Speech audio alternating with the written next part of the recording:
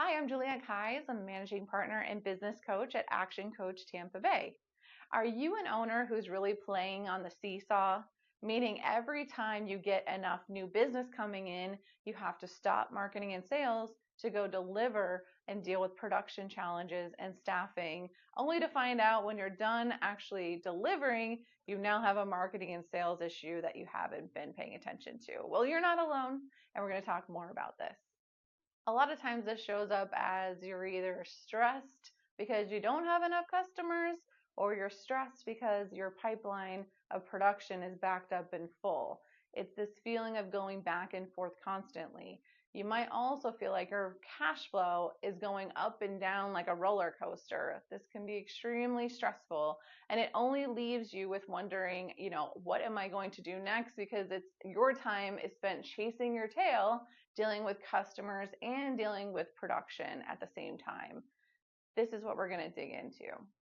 We worked with one owner who, when he came to us, couldn't get any progress on his sales and marketing because every time he went to start writing estimates and meeting with potential customers, he would get pulled back on the job site to tackle issues or to cover for someone who was out sick.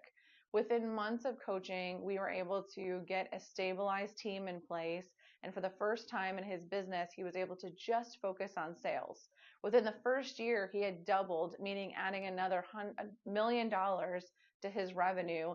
And just this year, he's now been able to hire a salesperson. So that'll be the next thing that gets much more stable for him as he grows to get to $5 to $8 million business. And this is exactly what is possible when you start to really proactively think about how to stop the seesaw. Getting started is really easy, and there's really three things to think about. One, start measuring your time. It is one of the most non-renewable resources we have, and yet it's the one that we measure the least.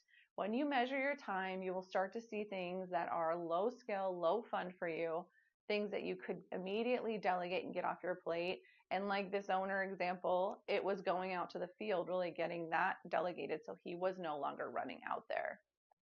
The second thing is starting to look at what should come off your plate so that that can be either delegated or you can proactively start hiring for it. There's so many tools and automations these days that some of those might be solutions. And third, do marketing and sales the first thing in your morning or where you're not going to get interrupted. Maybe you could stop at a certain time at the end of the day and leave and go somewhere else to do sales and marketing.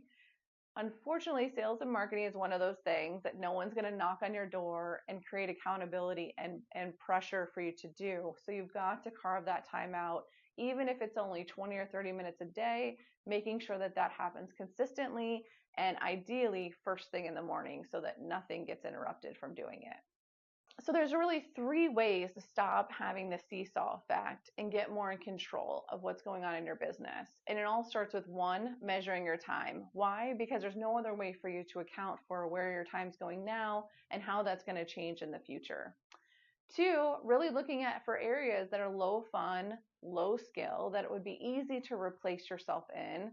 A lot of times this is actually on the production side, but it could be admin, it could be traveling. Think about things that you can do to reduce the low skill, low fun parts of where you're putting your time now. And third, really do your marketing and sales first. Why? Because there's no other accountability for it. You're always going to get pulled into other things. There's always going to be things that are more urgent.